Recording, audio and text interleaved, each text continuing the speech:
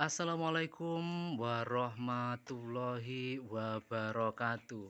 Hello Bren, ini jumpa lagi dengan Mimin ya, sarjana ngarit yang akan terus berbagi informasi seputar dunia pertanian maupun dunia peternakan. Gimana Min, kabarnya hari ini Min? Baik, ini untuk kali ini ya, ini Mimin masih akan tetap membahas terkait dengan kurban ya. Ini khususnya pada hewan ternak sapi ya. Sesuai dengan channel ini yang pokok bahasanya ini dominan di 99,9% ini membahas terkait dengan sapi.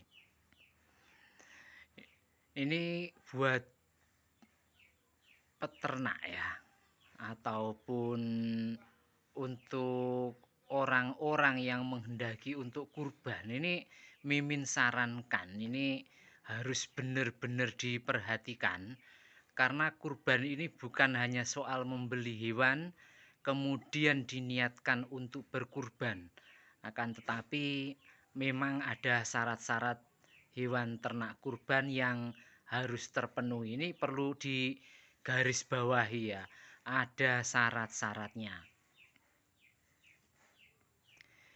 Bagi umat Islam ini yang sudah mampu untuk berkurban, ini memang disunahkan ya untuk melakukan kurban. Dan kurban ini nanti ada 3 syarat yang harus terpenuhi. Yang pertama itu adalah wajib hewan ternak. Ini kurban, jadi tidak boleh ya ini kita dapat kijang, ambil contoh terus kemudian kita kurbankan, itu tidak boleh ya, itu tidak boleh. Kemudian kita dapat kambing liar, kemudian kita buat kurban, itu juga tidak boleh ya, itu tidak boleh. Itu perlu dicermati, itu untuk ente-ente itu yang menggampangkan soal kurban itu ya, itu jadi memang syarat wajibnya harus binatang ternak.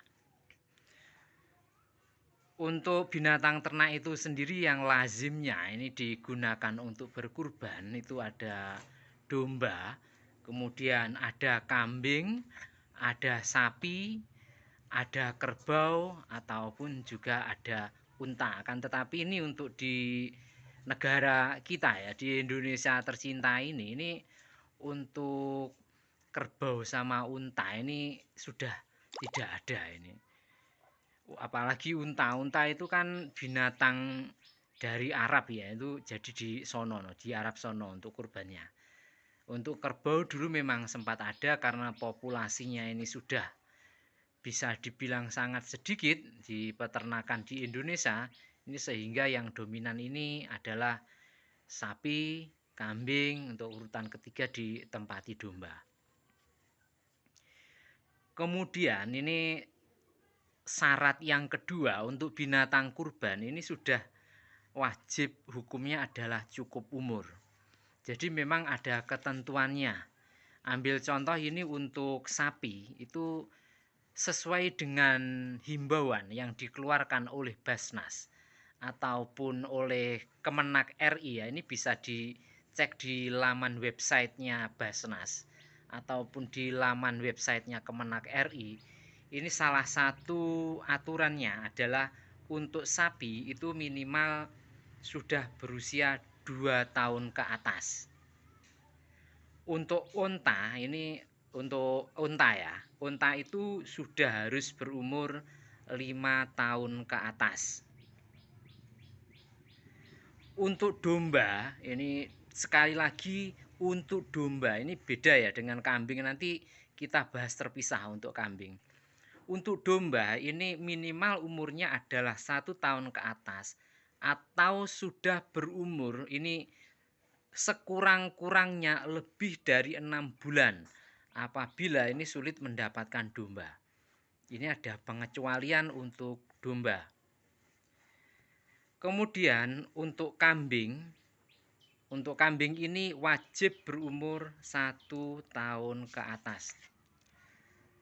Terus gimana Min cara mengetahui usianya Min? Kan hewan ternak tidak punya akta kelahiran Min. Ya ini untuk hewan ternak ya, ini memang tidak ada akta kelahirannya atau tidak ada pencatatan di catatan sipilnya. Ini beda sama ente-ente semua itu. Kalau ente itu lahir ceprot itu kan langsung dibuatkan surat kelahiran, kemudian didaftarkan di KK, diuruskan akte kelahiran. Ini kan berbeda dengan binatang ternak. Jadi untuk binatang ternak ini, untuk usia itu bisa dilihat dari jumlah gigi yang tanggal. Jadi apabila itu tanggalnya 1 atau sudah hilang 1, itu menandakan bahwa si hewan ternak tersebut itu sudah usia 1 tahun. Itu adalah hal mudah untuk menandainya. Apabila tanggal 2 ya berarti itu sudah di atas 2 tahun. Tapi yang perlu dicermati terkadang ya, ini ada penjual-penjual nakal itu yang memang sengaja dipaksa ditanggalkan itu. Wah, dosa sekali itu, Min. Jadi untuk pembelian binatang ternak ini Mimin sarankan pembeliannya adalah pada pedagang-pedagang yang memang sudah dikenal atau sudah recommended ya. Jangan asal beli di sembarang pedagang. Kemudian ini untuk syarat ketiga ya, ini untuk binatang ternak itu tidak boleh cacat dan juga tidak boleh sakit. Oleh karena itu ya, bagi dulur-dulur ini yang menghendaki untuk berkurban ini seyogyanya nanti diperiksa untuk kesehatannya. Sapi itu nanti silahkan dipegang telinganya terasa dingin atau tidak, untuk melihat apakah sapi, kambing atau binatang ternak yang akan kita kurbankan itu dalam kondisi fit atau tidak. Kemudian pastikan ya dengan identifikasi yang saya sampaikan pada video sebelumnya, itu binatang ternak tidak terindikasi terkena cacing, apalagi cacing hati. Selain itu nanti sapi, kambing, domba atau onta yang akan dijadikan kurban sebisanya nanti dibawa jalan-jalan ya, dituntun lah bahasa Jawanya itu, dituntun itu kakinya pincang atau tidak. Terus kemudian diperhatikan itu telinganya ya, itu telinganya terpotong karena pernah kena gudik atau skabies atau tidak. Matanya itu juling atau tidak, buta salah satu atau tidak, itu nanti menjadi sebagai syarat juga yang dipersyaratkan untuk binatang kurban. Ini harus benar-benar diperhatikan syarat-syaratnya. Jadi seperti yang Mimin sampaikan di depan tadi, itu tidak hanya sekedar wah gua punya uang Min, gua beli binatang kurban Min. Jadi tidak seperti itu ya, itu harus benar-benar diperhatikan syarat-syaratnya. Kemudian ini khusus untuk binatang ternak yang bertanduk ya, ini tanduknya itu harus sempurna kanan kirinya. Kalau binatang ternak itu tanduknya tidak sempurna, itu juga tentunya tidak sesuai dengan syarat yang dipersyaratkan. Selain itu binatang ternak ini yang dikurbankan ini sebisanya itu adalah binatang ternak yang gemuk. Karena apa? Kalau gemuk itu dagingnya kan banyak, itu ndak hanya tulang. Masa kurban tulang saja?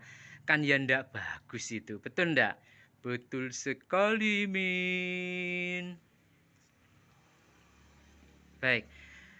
Untuk binatang kurban ya, ini sekali lagi ini kalau bisa dan sebisanya ini Mimin anjurin itu beli di pedagang-pedagang yang sudah kenal, terus kemudian juga pada pedagang-pedagang yang memang sudah recommended ya, ndak hanya asal pedagang. Takutnya nanti dapat pedagang abal-abal itu giginya ditanggalkan dengan cara ditang ataupun yang lainnya, itu bahaya itu ya, itu bahaya, dosa itu, dosa bagi pelakunya.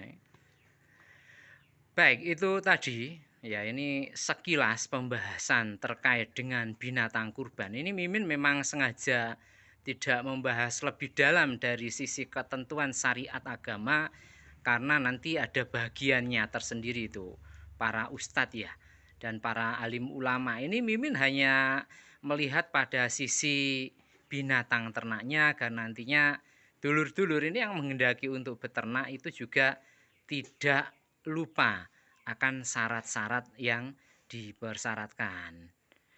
Baik, itu dulu ya terkait dengan pembahasan terkait binatang kurban pada kesempatan kali ini.